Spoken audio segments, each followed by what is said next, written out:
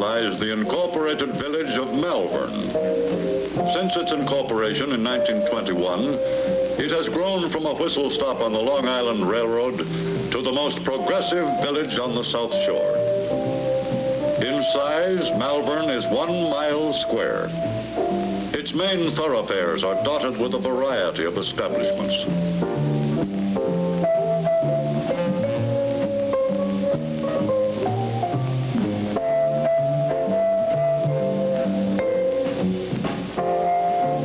Proudly it boasts of a movie theater and supermarkets, municipal parking lots, 2 banks,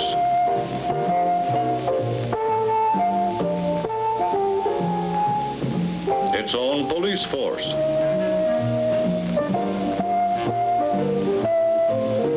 trained police reserves, a well-run volunteer fire department, a department of public works, a post office, an elementary school, a junior high school, a senior high school, a modern library, an American Legion Hall, veterans of foreign wars. There are houses of worship of every denomination and parochial schools.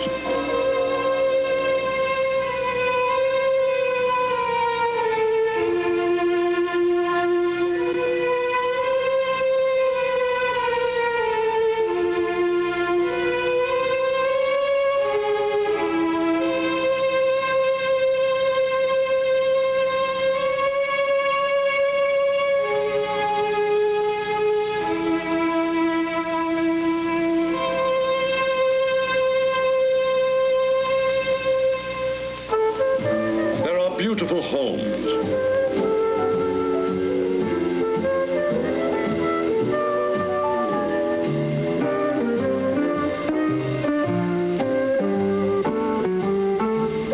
in 1962, a new village hall was erected.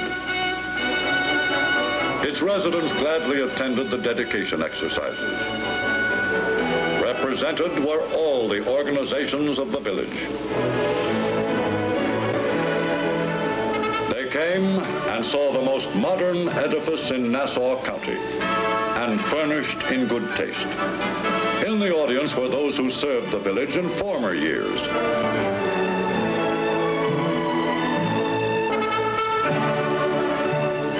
To speak for the village was Mayor Purcell. To speak for the residents was former Mayor Frank Britton Wenzel. To speak for the old-timers was Hamilton Gaddis, first full-term mayor of Malverne. Still living in Malverne, Mr. Gaddis will tell us about the village when he was in office, with the aid of some early movies. Here you see the official family during my terms of office, 1933 to 1941. Village clerk, Al Brown. Village attorney, Robert Tinsley. Trustee, Harry Leonard. Trustee, Joseph P. Lewis. That's me in the mayor's seat. Trustee Edmund Juster. Trustee Frank Fanning. Deputy Clerk, Mrs. Ann McNamara. Building Inspector, Frank Luby. Health Officer, Dr. Alexander Zabin. This was the Board of Appeals. Its chairman, Arthur McCrae. These 3 men were the Board of Assessors. John Beckel, Charlie Bullis, Walter Luby. Their function, to assess real property. Meet the full police force of 6.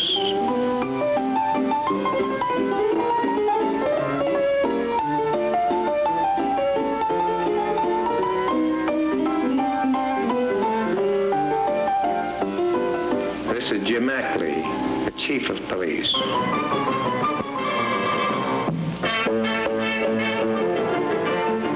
The force was always on the job.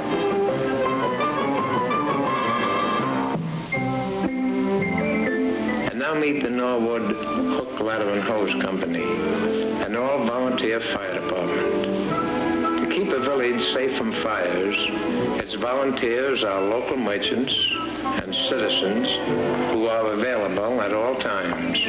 Mailmen and barbers are a good example.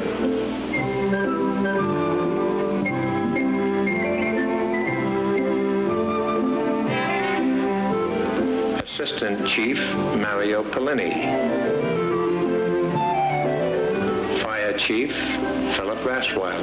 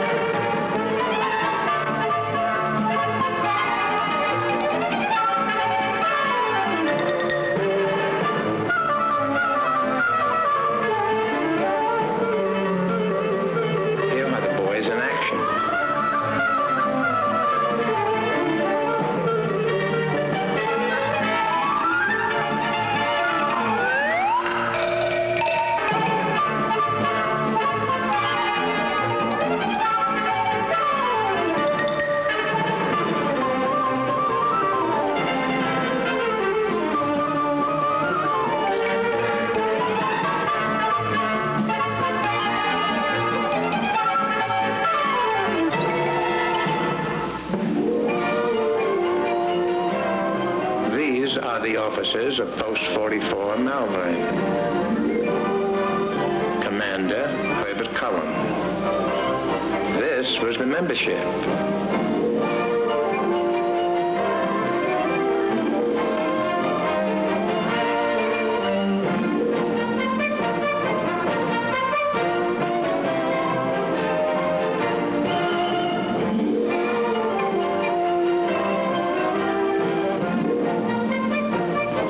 County Commander William T. Harris.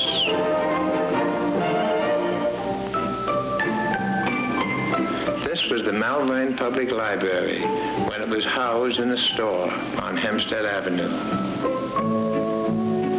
Mrs. Laura Christopher was the librarian.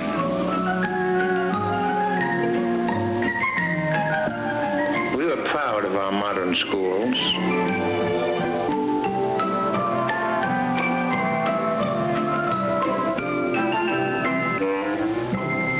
We were equally proud of our private schools.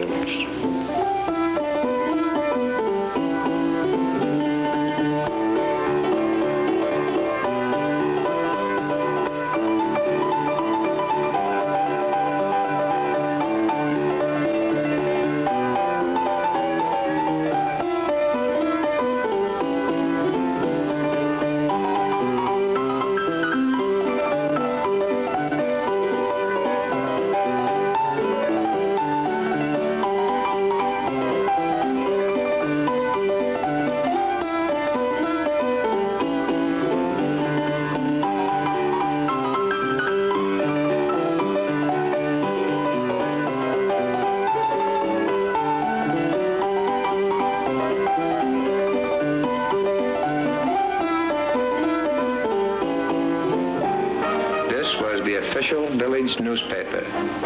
Its editor, Sally Lambert McCrae.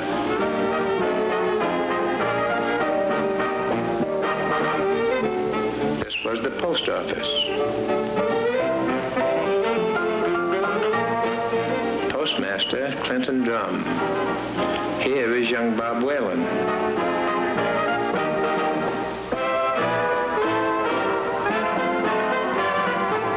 This was the home away from home.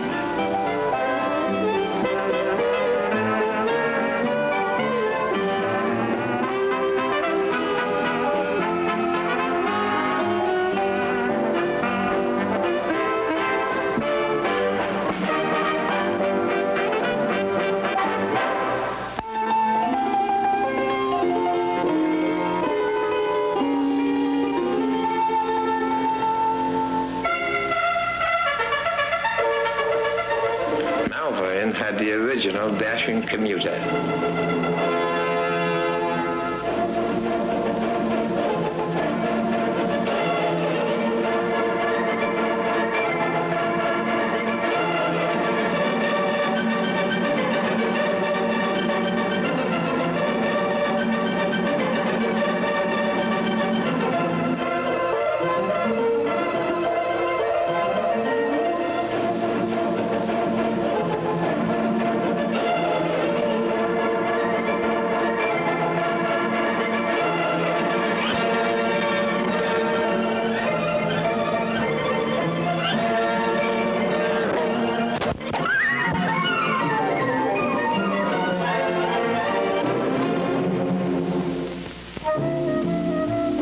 In 1962, the village of Malverne had another official family.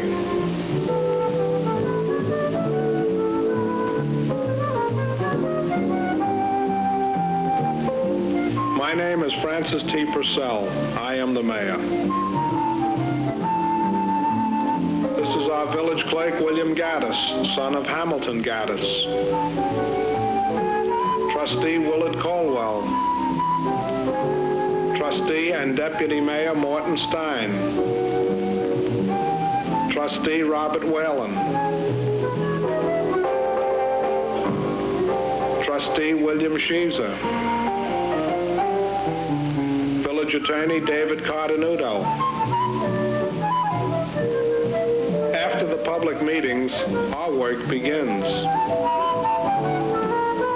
As mayor of Malverne, I have found it expedient to let all the neighbors know what is going on in the village through a memo I write to them. If I may, I'd like to reminisce a while. When I first became a trustee in 1947, I remember well the evening that it happened. The old village hall was crowded when I was sworn in.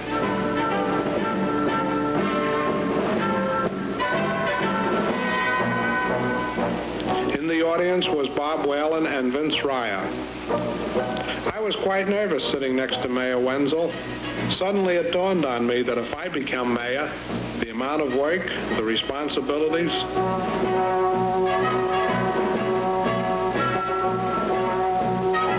Look at all the places a mayor has to be at. I get nervous all over again thinking about it. I better let Frank Britton Wenzel, who was mayor at the time, do the explaining. When we had the dedication at Harris Field, named after the former mayor, I had been in office for a while, so it was a lot easier for me to be relaxed. I remember when Harris Field was a garbage dump, and today it houses the Little League and the Village Softball League. Right next door to Harris Field is the Department of Public Works. And the day a new front was completed, there was a dinner to celebrate. Naturally, the official family was there. Henry Weisenberger, Superintendent of Public Works, played host. 1954 was a big year. We began making room for more cars in the village, and the Public Works was right on the job.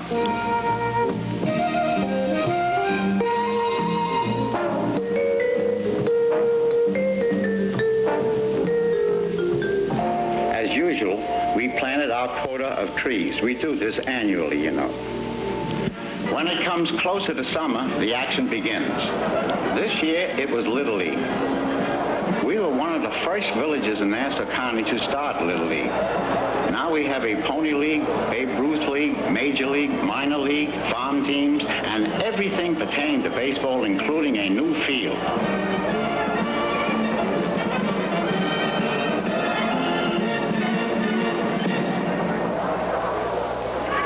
Mayor, it was my duty to throw out the first ball. In November of that year, we broke ground for the library. They handed me the shovel because I dig that stuff. I'm great at groundbreaking. I'm also available for parties and weddings. Did I ever tell you the time we played Sheboygan?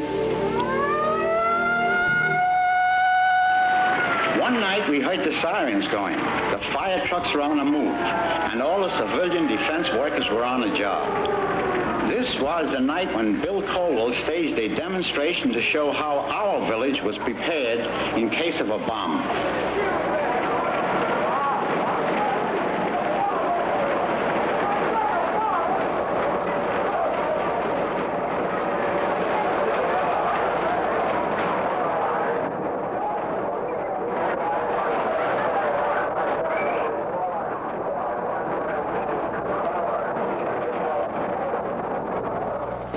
Another night, we saw flares in the sky. There was a motorcade full of our midget football stars who won the World's Championship and were coming home after an appearance on the Ed Sullivan Show.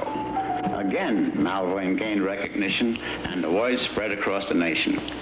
It was my duty as mayor to go out that night and speak to those young champs and thank them on behalf of the village. It was also my duty to speak at political clubs and introduce some of the guests, like Congressman Becker,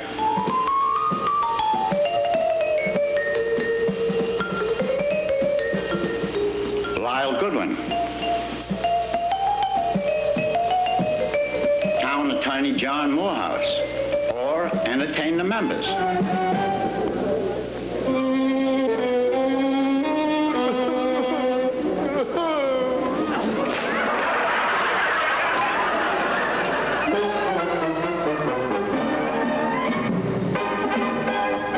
We are very proud of our American Legion and its championship color guard.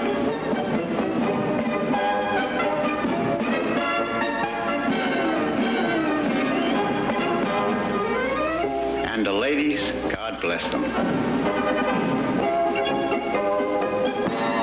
Gosh, we were proud of the library when it was completed. For its dedication, we set aside a whole block so that the residents could have seats for this event. I was proud to hand Mrs. Christopher roses for her faithful service as librarian for so many years.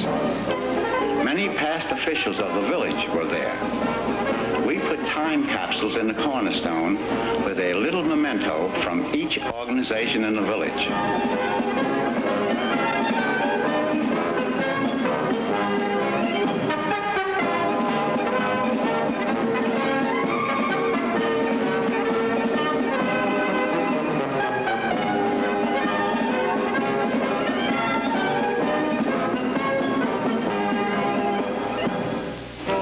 Functional library with modern decor.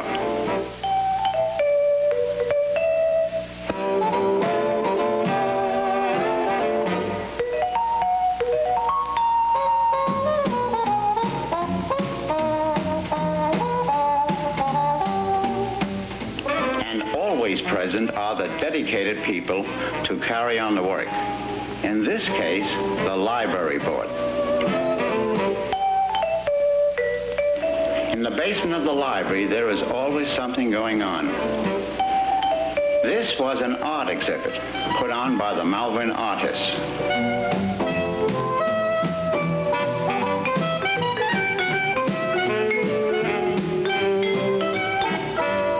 Or you might find a garden club showing its floral arrangements for prizes. About this time, I left office, and my successor was Francis Purcell. By now, having served my apprenticeship as trustee, I had made it. I became mayor, and my first official act was to speak at the dedication of the religious directory donated by the Kiwanis Club. And my luck, it rained. I threw out the first ball for the Little League. I spoke at the opening of the Malverne Jewish Center. Decoration Day found me busy.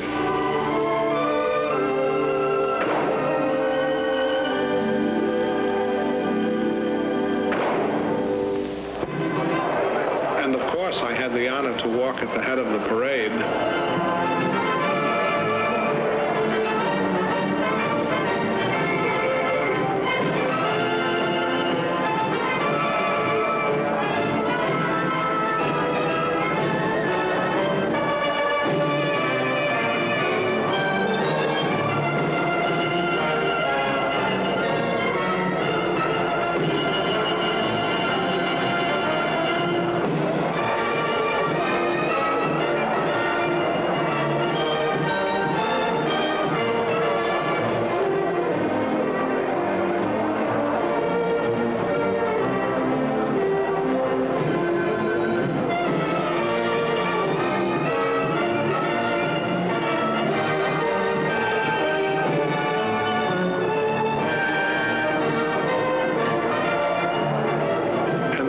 feel that for everything that is not recorded on film, I am proud to report to the residents of Malverne of what is going on in the village and where their tax money is being spent.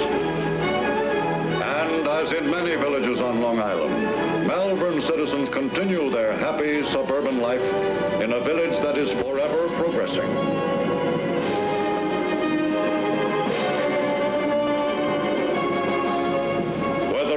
Sewers for sanitation, or the latest equipment for the safety of its residents, Malverne marches forward as a happy and contented village.